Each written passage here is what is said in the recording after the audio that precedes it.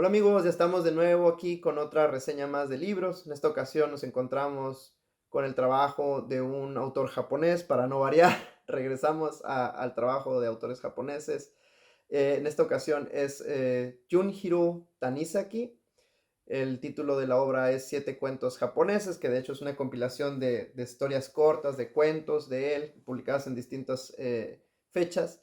La compilación es de editorial de Bolsillo, que es una subsidiaria económica de Penguin Random House, con 375 páginas. Lo acabo de adquirir en este más reciente viaje a México y lo terminé hace como una semana y me gustó mucho. Yo ya había leído algunos autores de contemporáneos, más o menos, de Tanizaki, Kensaburo Oe, Yasunari Kawabata, también había leído. Y junto con estos autores y otros, comprenden una generación de autores japoneses que se distingue por haber crecido en la preguerra, haber vivido la guerra y el Japón post Segunda Guerra Mundial. Por ejemplo, Edogawa Rampo o por ejemplo Yukio Mishima. Todos ellos tienen en común esto, que fueron, digamos, creados o formados en la tradición literaria japonesa de antaño, o que venía extinguiéndose poco a poco con la occidentalización del Japón a partir del siglo XIX, de principios del siglo XIX, pero que alcanzan a vivir la modernidad, por así decirlo, y que no abrazan esa modernidad, sino que no necesariamente batallan contra esa modernidad, pero que advierten de los peligros de la modernidad occidental, por así decirlo, pero que a la vez se dan cuenta de que es algo inevitable y comprenden el proceso occidentalizador en Japón. Y esa literatura que nace, que crece, que se irriga de esa occidentalización, junto con la forma tradicional de escribir y de hacer literatura, es lo que hace a estos autores tan interesantes. En particular, Tanizaki eh, nos sigue ese hilo de relato de un Japón semifeudal de finales del siglo XIX, principios del XX, con temas que rayan hacia atrás en la historia hasta el periodo Edo, otros que van todavía un poquito más atrás del Japón feudal, de las guerras civiles. Y este libro me gusta porque tiene un poquito de cada etapa, hasta de lo más moderno de ya entrado el siglo XX. El libro tiene 7 cuentos. El primero de ellos creo que es de los relatos cortos de Tanizaki, quizá el más famoso, que se llama El tatuador, Shisei. Y me recordó mucho a la novela del perfume, en donde el tatuador de la historia de Tanizaki está en busca de ese cuerpo femenino perfecto, de esa figura femenina por excelencia, del lienzo perfecto, para plasmar sobre él el tatuaje perfecto, su obra maestra. Y tiene una apreciación muy distinta a lo que es el entendimiento de la belleza en Occidente, de la comprensión de la belleza femenina y de cómo consumir esa belleza femenina, ese erotismo. En la novela El perfume hay una suerte de postura activa, proactiva de este alquimista, por decirlo de alguna manera, del hombre este que asesina a las mujeres para extraerles la esencia y crear el perfume perfecto. Mientras que en Tanizaki, el tatuador busca a la mujer perfecta, ¿no? A cualquiera, como en la novela del perfume, donde la mayoría de las víctimas son prostitutas y son asesinadas para extraerles algo.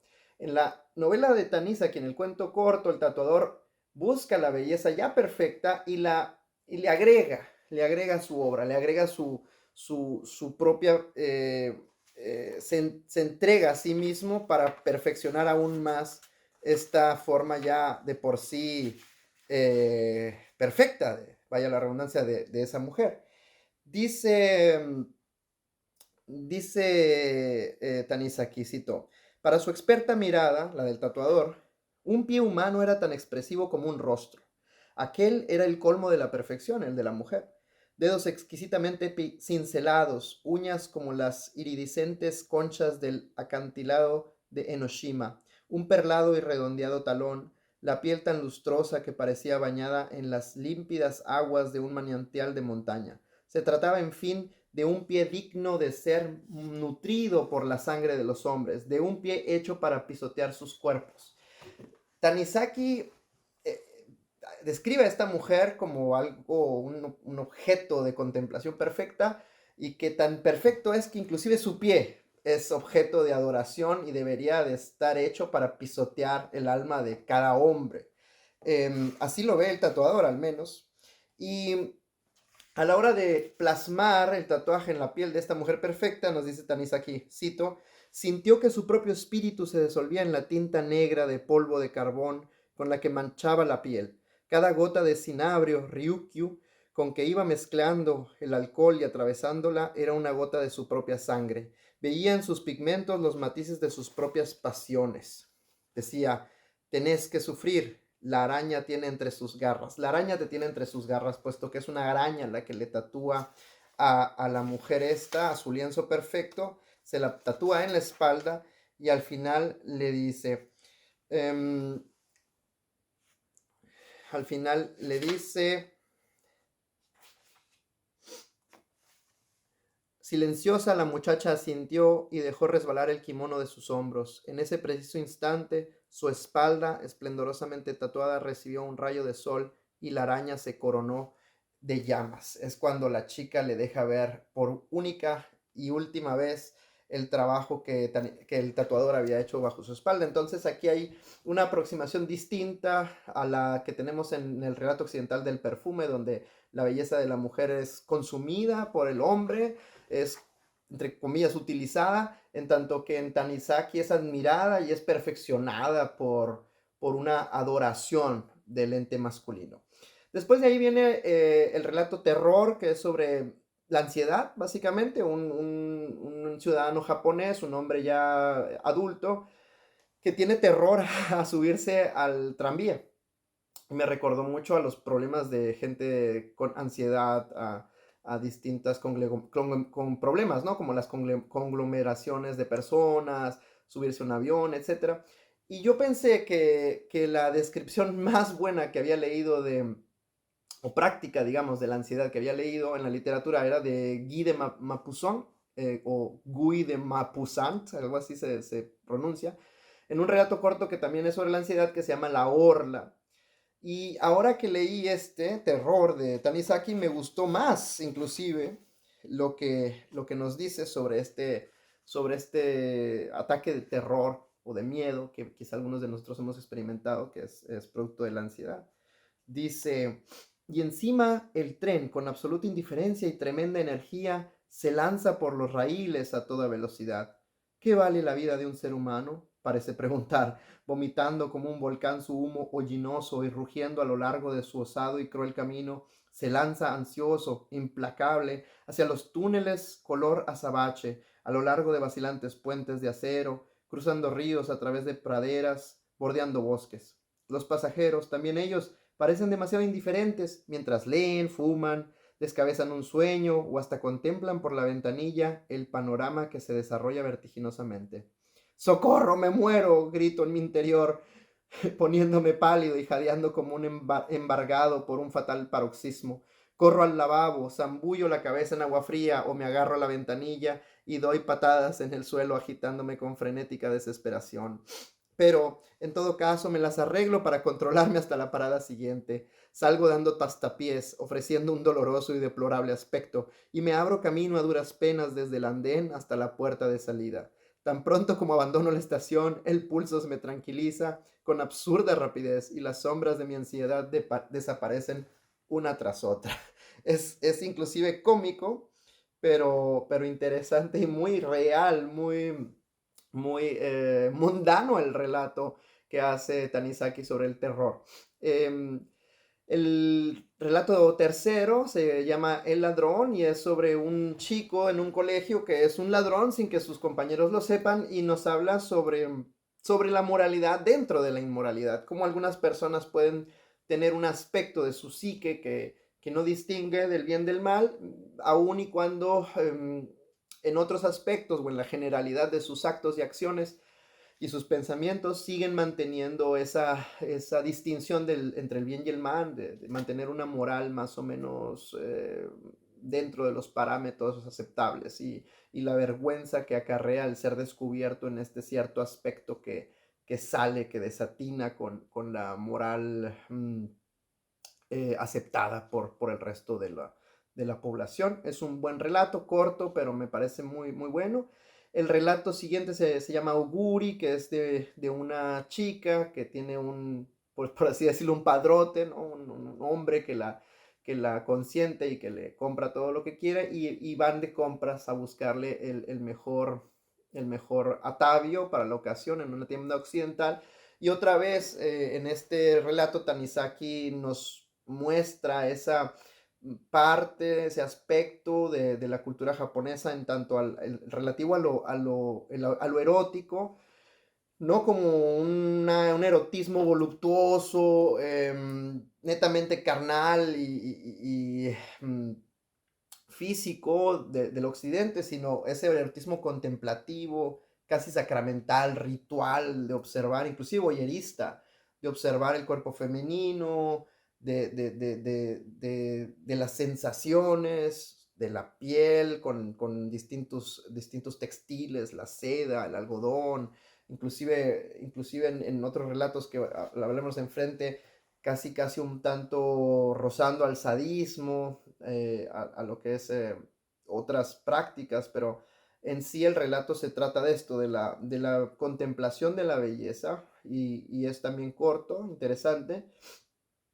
Me recuerda también un poco a La Casa de las Bellas Durmientes de Kawabata, en donde un señor de avanzada edad paga por pasar la noche con jóvenes desnudas, pero sin que haya actividad sexual. Es una cierta espiritualidad de lo erótico, de la seducción, de la compañía, de la belleza, por así decirlo.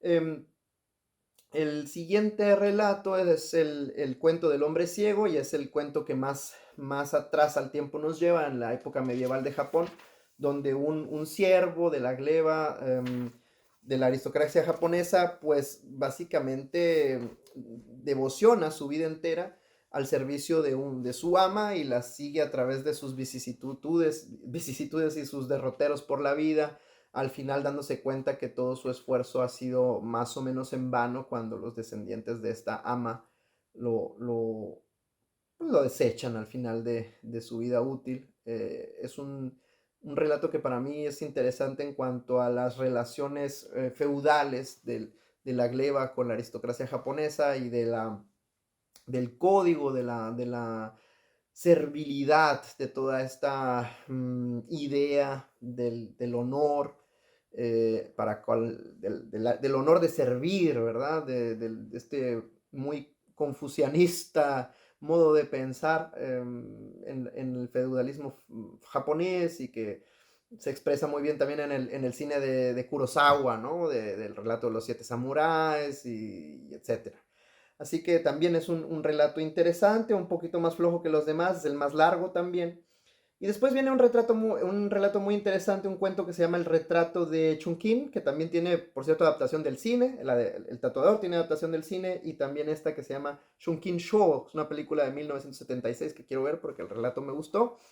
Tiene una especie de cultura de la lolita japonesa, ¿no? Este lolicón de una chica menor de edad o bastante años menor que el otro protagonista, que tienen una relación amorosa, pero que a la vez una suerte de relación domina y esclavo muy particular, que raya realmente en lo sádico, no por la violencia física, que ciertamente hay un poco de eso, de la chica hacia el hombre maduro, pero más bien en la violencia, en el sadismo mental que la chica aplica a través de su rol de dominatrix hacia este personaje sumiso y que disfruta siendo sumiso, no por el hecho erótico en sí, sino por, como volvemos a este punto, ¿no? El honor de servir del japonés. Y se vuelve una historia bastante bizarra, pero a la vez que tiene toques, como dije, de esta cuestión de la represión sexual que esa generación de escritores, de Tanizaki, de Oe, de Kawabata, etcétera, experimentaron por haber sido criados en ese Japón tradicional, a pesar de vivir la posguerra. El Japón, aún inclusive el día de hoy, es una sociedad muy patriarcal en donde por eso es que se moldea esta sexualidad, este erotismo contemplativo, sumiso, con cierta vergüenza, ¿no? Y es por eso que se refleja también en su cultura pop, del voyerismo, inclusive el robo de prendas íntimas, y bueno, toda esa cultura que hasta inclusive en el manga y en el anime ha permeado, pero que tiene una base histórico real, y es esta cuestión de la represión, ¿no? Y inclusive de las leyes posteriores. En este caso, la cultura lolicón, de las menores de edad y de los personajes que se vean como menores de edad, tiene también una base histórica y jurídica, pues en el Japón se ha prohibido la exposición en las películas eróticas del pelo púbico o de otras cuestiones, de la penetración y del sexo con animales y cosas así. Entonces ha dado pauta a que los autores, a que las personas que se dedican a la producción de material erótico le busquen atajos. Entonces empiezan a aparecer estos cuerpos femeninos sin vello púbico, eh, empiezan a aparecer monstruos, tentáculos y otros elementos fálicos que no representan una penetración humana, que pueden eludir esa censura, y es por eso que se ha venido, digamos, yo no diría deformando, pero ha buscado su camino muy particular, la depictación del erotismo japonés, y que lo vemos también en la pintura tradicional ya desde muy antes. En ese sentido, ese relato es muy interesante, es muy potente, el final es genial, pero que a la vez tiene que ver con esa entrega total del sumiso, no como dije, por la cuestión erótica, sino la entrega total de servir y demostrar el amor de esa manera, de servir y de consumirse en esa práctica servil a sí mismo, ¿no? En lo último, El Puente de los Sueños es sobre un padre que pierde a su esposa en un segundo matrimonio, busca una mujer que sea igual físicamente y sentimentalmente, no para él como para dicha de él, sino para sustituir a la madre de su hijo, y que para que su hijo tenga a la misma madre que el padre perdió con el fallecimiento de su ex esposa. Siete relatos, todos muy fuertes, potentes en el tema. En la narrativa, el más débil me parece a mí, a pesar de que es el más extenso, el cuento del relato del ciego, del ciervo ciego, pero que me parece que Tanizaki, para los que no han leído literatura japonesa de ese periodo y que no están muy cercanos a los por qué de las particularidades de la cultura japonesa, no solamente en el erotismo, sino en muchos otros puntos, sería genial que pudieran empezar con Tanizaki, a pesar de que está bastante fuerte, bastante cargado, a diferencia como dije, Kawabata de Oe, porque en estos relatos cortos logra el autor tocar varios puntos y que no se vuelve tan pesado, ¿no? A mí me pareció que una cuestión personal de Kensaburo Oe es genial, pero es mucho más moderno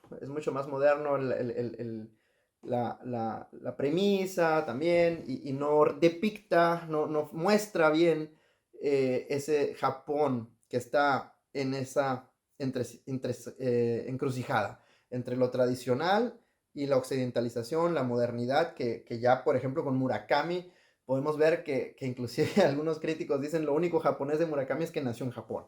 Y en cierto sentido tienen verdad, ¿no? Tienen razón, pero no del todo, diría yo. Pero en estos autores de principios del siglo XX, inclusive finales, Tanizaki pues nace a finales del siglo XIX, está latente esa dualidad de la historia literaria del Japón, historia también política y social. Así que, pues no me queda nada más que recomendarlo. Como ven, a mí me gusta mucho la literatura japonesa, el arte japonés, la cultura, la política japonesa, etc. Así que les recomiendo el libro y acabo de leer también unos nuevos relatos de Junji Ito, que son mangas, aunque ya reseñé Uzumaki, que tengo aquí, de Junji Ito. Creo que vamos a esperar un poco con él y vamos a regresar un poco a la política con una biografía de Bukharin que tengo, muy buena y que es muy controversial porque tendríamos que atender a otros asuntos, no solo de la vida de Bukharin. Así que estaremos pronto reseñando esto del autor Stephen Cohen y hasta la próxima. Un saludo. Adiós.